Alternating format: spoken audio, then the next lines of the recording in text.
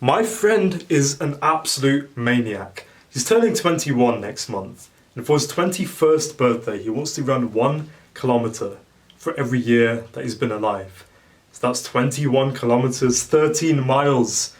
It's a half marathon. And he wanted me to join him and wanted to take up the challenge, knowing that I've been running for a little while and wanted to support my boy. I said that I would take up the challenge. But that was supposed to be next month, right? So how did I end up running a half marathon 2 days ago?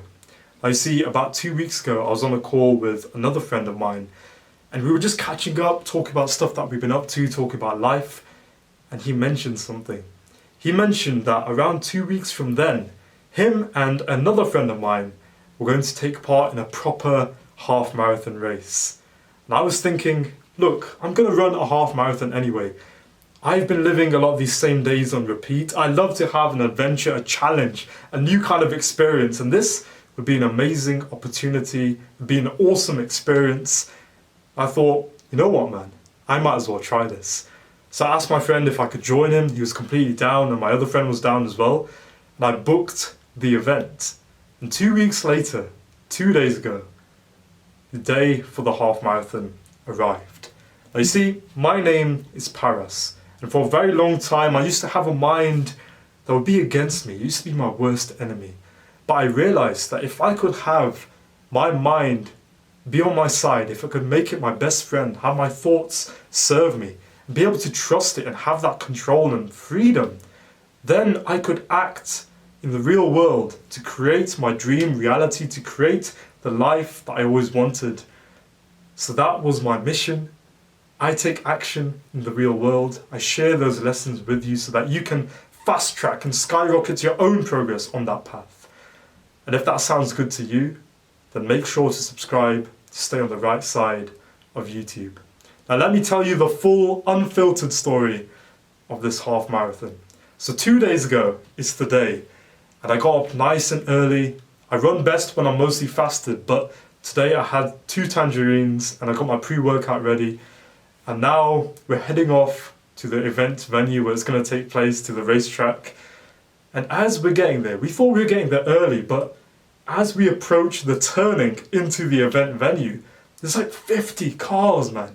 There's 50 cars all indicating wanting to go into this place. And we're thinking, man, we thought we were getting here early, but now with all of this traffic, we might actually be kind of late. I had to collect my pack with my race number. There's also this chip that we put into our shoelaces so that we can track the time. And I thought I was going to be late to collect my pack and I was stressing out, but luckily there was an opening, and even though there was a lot of traffic, we were able to get in and things were moving along, and we got to the car park. And as we stepped out of the car, it was absolutely freezing, man. My hands felt like they were icicles in about 30 seconds of being outside. But I knew that by running, I'd warm up. I had a hoodie on as well, so I was able to warm up that way too. And besides that, the conditions for running were perfect. Because you see, before this week, the most that I'd ran was 11 kilometers. But this week, to practice and to get myself doing more longer distances, I ran a 15 kilometers on the Tuesday, and on the Sunday it was going to be the half marathon, right? So I ran 15 and a half kilometers on the Tuesday, and that was in much worse conditions. It was rainy, the wind was heavy and it was pushing against me, it was cloudy as well. But today, there wasn't any heavy wind, there wasn't any rain. The sun was out, it was nice and bright, there were a few clouds in the sky, but mostly it was a beautiful blue sky. And the conditions would be a lot better. So I knew that I could trust my own mind, that I could push through. And a little while later, my friends arrive, I've picked up my pack, I've set up my race number, and I've put the clip onto my shoes. And now you start to warm up for the race. You start to warm up, and the way that these half marathons are structured is that you have these paces, right? You have these people with these kind of flags, and it has a time on them. And it's about the kind of time you're aiming to finish the half marathon in. So the announcer guy says, sub 130s to the starter line, and the guys who are trying to run the people who are trying to run the half marathon in less than an hour and 30 minutes, they get up to the starting line. And then it's the people who are going for 1 hour 30, they go next, and then 1 hour 40, etc. And I had two friends with me, and one of them, he was going for a pretty solid time, right? So he went off with a 140s, but the other friend of mine, we were going to aim for about 2 hours, which would be a really good place to aim for our first half marathon. And that was who we went off with. We went with the 2 hour pacer guy, and there were a bunch of people who were aiming for this as well. And all of a sudden, the announcer says that there's 30 seconds left before the race starts. Everything just happened so quickly, and now we're about to start this whole half marathon. And eventually, the race does start. I start a timer on my phone. I start my running app as well, so I can track things with my own stuff as well. And the people in front, they start to run off. And it's properly busy there, man. There's thousands of people running this race. It's very crowded. And at the start, the people at the front have to run off, and then the people behind start to. We had to walk a little bit as things cleared up, but then eventually it was a nice open road. There's plenty of space, and me and my friend, we start to run this half marathon. We have a really good pace. We're chilling. We have good breathing. We're able to talk as well. And it's on these roads that would have normally been public, but they've been closed off for the half marathon day. And we're just talking a little bit, we're hyping each other up, and there's these road signs as well. And we're making like goofy jokes as well. I made this joke of this road sign which says like 50 miles an hour, slow down. So I was telling my boy like, bro, you gotta slow down, man, like you're going too fast. And just making jokes like that, talking a little bit, controlling our breathing. Pace was perfect, and it was a really good run. And when I did that 15-kilometer run, it was by myself in bad conditions, so it was a lot harder to motivate myself. But here, be with my friend, I couldn't stop because he kept going. And I wasn't letting him to keep, I wasn't going to allow him to keep going and stop myself, right? And having all the people around me and having these nicer conditions, it meant that I had to keep going. And at this point, it's nice and chill, man. 1 mile, 2 miles. They've got some of the running staff along as well, motivating you, saying like, you're running great, guys, like keep going. And all of this was really nice. It was a really enjoyable experience. 1 mile, 2 miles, 3 miles. There's a water station there as well. And I don't pick up on the first water station, but my friend does. And there was a target that you could aim for. He aims for the target, bam, and he hits the target. And the water bottles were just allowed to drop there because the running staff had sorted that out, so it wasn't going to cause any unnecessary mess or anything like that. So we continue running 3 miles, and we get to about 5 kilometers. And this is the easiest 5 kilometers that I've ever ran, man. I'm chilling, I'm still talking with my boy, we have an excellent pace going, and it's going really well. And so far the track has been nice and flat as well. There's been a bit of uneven terrain, but mostly it's been pretty nice. So it's going really well so far. And as we approach about 4 miles, we start to turn into this village, this neighborhood, and you've got the people from this neighborhood around as well. You've got an old couple, you've got some kids there cheering us on as well. And it's just really good vibes. And as we go past the 4th mile, we get towards the 5th mile. And as mile 5 starts, a little bit of a hill begins. A little bit of an incline. And it's not too heavy, but it lasts a pretty long time. And then it gets flat for a little bit. But then another hill starts as we approach about mile 6. And the thing with this racetrack was that it was going to be about 2 laps of this kind of area, this kind of track, right? And as we go up this hill is brutal. It's long, it's not super high, but it's decently high, right? And some people are starting to stop. Some people are starting to slow down, some people are starting to stop completely. But me and my boy, like things are still hurting a bit, but we keep going, and eventually we do get towards the top of the hill. But because this is going to be 2 laps, we see a sign that says mile 10. On the 10th mile, we're going to have to come back round to this same hill, bro. But knowing that it's going to be a challenge, knowing that we can make it, we keep going, we get to the top of this hill, and we start to continue off on this more flat kind of surface, and we get towards mile 7, and the second lap is about to begin. And there's a fork that happens, right? So for the people doing the first lap, we were supposed to go like sort of forward, and the people who'd got to the second lap would go right. And there was some rapid guys there, man, rapid, like absolute crazy speed. And by the time we were getting towards that fork, Some of them were lapping us, bro. They've already done an extra lap. They were absolutely rapping, man. And they were going right, but we had to continue on straight. So we continue on straight, we start the second lap, and 7 miles, 8 miles, still going pretty well. I take some water as well. I aim for the water station, and I get the water from the water station. I aim for the target. I think on the 6 miles one, I missed it, and then on the 8 miles one, I did hit it. So not too bad, man. So continue going, 7 miles, 8 miles. I start to feel this pain in my right foot now. I think I chafed off a bit of the skin on the back, and you start to feel the heaviness in your quads and in your calves, especially start to build up. And me myself as well, I've got flat feet, right? So I've got these kind of weird penguin feet. So I run kind of weird as well, but it caused a bit of pain in the feet. But despite feeling that pain, despite my mind telling me to stop, I keep going. I'm still running with my boy, and we still have a good pace going.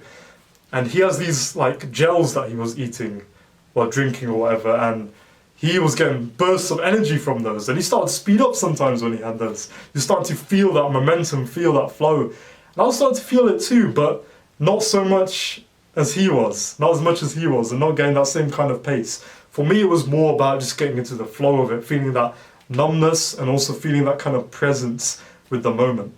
But we continue going, 8 miles, 9 miles. And once we get to around 9 miles, this whole time, me and my friend, I've been running alongside him, maybe slightly in front of him at times, but mostly slightly behind him. But now, slowly that distance starts to get larger and larger and larger. And eventually, he's out in front. He looks back and he sees that I'm behind. I give him a thumbs up and say like, bro, you continue on. He nods back at me and he keeps going. And slowly, he fades out of my view. And now, even though I've got people around me, it feels like now I'm by myself. It's me against my mind. And this is when it starts to get hard. That numbness that I was getting, it goes away, man. And now I can feel every centimeter, every millimeter of pain, especially on my right leg. But I continue going. I know that I just have to keep going, man. However many times my mind tells me to stop, I just have to continue. I can't let myself stop. But you remember that hill I mentioned at around mile 10? Well, as I start to approach mile 10, this hill arrives. And man, it is tough. I feel the pain. I feel the shocks of every foot, even though I'm not going that fast. Just that pain and that kind of uncomfortable feeling and soreness. I start to feel all of that. But you know how when you're driving a car in manual, you go down the gears? Well, I shifted down some gears. I started to go slower. And I leant forward a little bit because it just helped me to continue running. Eventually I get up this hill. Some other people had stopped, but I keep going. Finally, I get past this hill and I see that 10-mile marker. And just seeing that double digit, knowing that I was only 3 miles away, it gave me that extra burst of motivation. And I head towards mile 11, and that fork happens. And when that fork arrived, I went right this time for the second lap. And now we were getting close. But as we continued on the second lap, there were a bunch of people there. There'd be a bunch of people supporting and standby people, right? And they were cheering us on and they were saying, it's just round this curve, like, you're almost at the finish line, guys. And I was thinking, it's been 11 miles. Surely there's 2 miles left, but I can see the finish line. Like, the finish line is in the distance a little bit, but it looks close. Like, surely it's not that close, right? And I look around to other people, and a lot of people like to finish off the half marathon or finish off runs with a sprint finish where they go nice and fast and they speed up. But no one was doing that. So I thought, okay, let me stay at this pace. I know it's hard, but it's probably still 1.5 miles, 2 miles left. We keep going, and that finish line in the distance, I can't see it anymore because we go this kind of other way around. And that 11th mile, it felt like I'd been a bit lied to with the people cheering us on who was trying to say it's so close, because even though it was pretty close, even though there was only about 1.5 miles, 2 miles left to run, this was the part that felt the longest. It felt like I was going to run another half marathon in those 2 miles alone, man. And mile 11 to mile 12, it just kept going, it kept going. My mind was telling me to stop time after time after time, but I had to shut out that voice. I had to let the stronger part of my mind take over and let that have the power. And I continued to run, and eventually, finally, I see mile 12. Okay, mile 12. There's only 1 mile left. And there's people cheering us on still, and there's the running staff trying to motivate us. I keep going. But this 12th mile, man. If mile 11 felt long, if mile 11 to mile 12 felt long, this 13th mile from mile 12 to the finish, bro, it felt so long, man. I checked back afterwards, it was only like 9-10 minutes of running. But at this point, bro, it felt so long. And I just kept pushing out. My mind told me to stop so many times, but I just kept going. I kept telling myself, one more step, man. One more step. Come on, just get to the end of this part, and then get to the end of that part, get to the end of that part. And finally, in the distance, I see the finish line. But I haven't got the energy for a sprint finish, man. I just want to get there. I keep going, I keep going. Every step feels that agony, I feel that pain. But I continue to run. And finally, I approach that finish line, I cross over, and it doesn't even sink in. I stop, but I'm so tired. This is the hardest thing that I've done physically and mentally. It takes a little while, but finally it begins to sink in.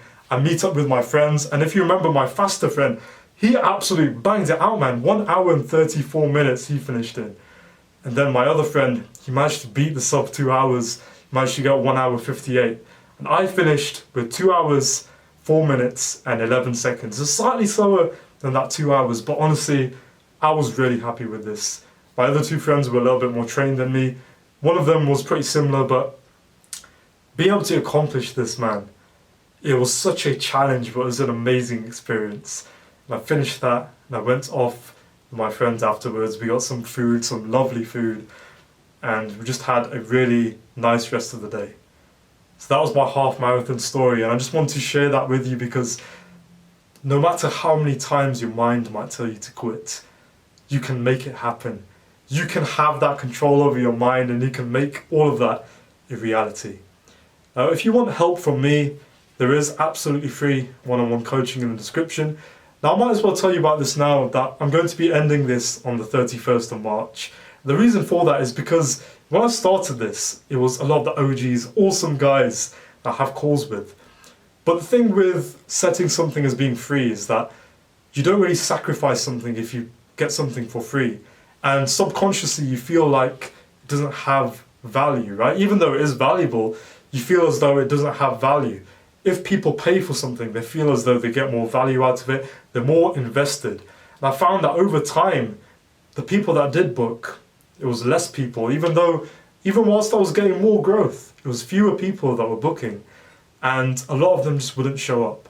So if you're a real one and you do want to show up to the calls, this is my gift to you. It's still available, but in the future, I have something that will be paid, but will be highly valuable. It won't be ripping you off, and it's an option for you to get in the future.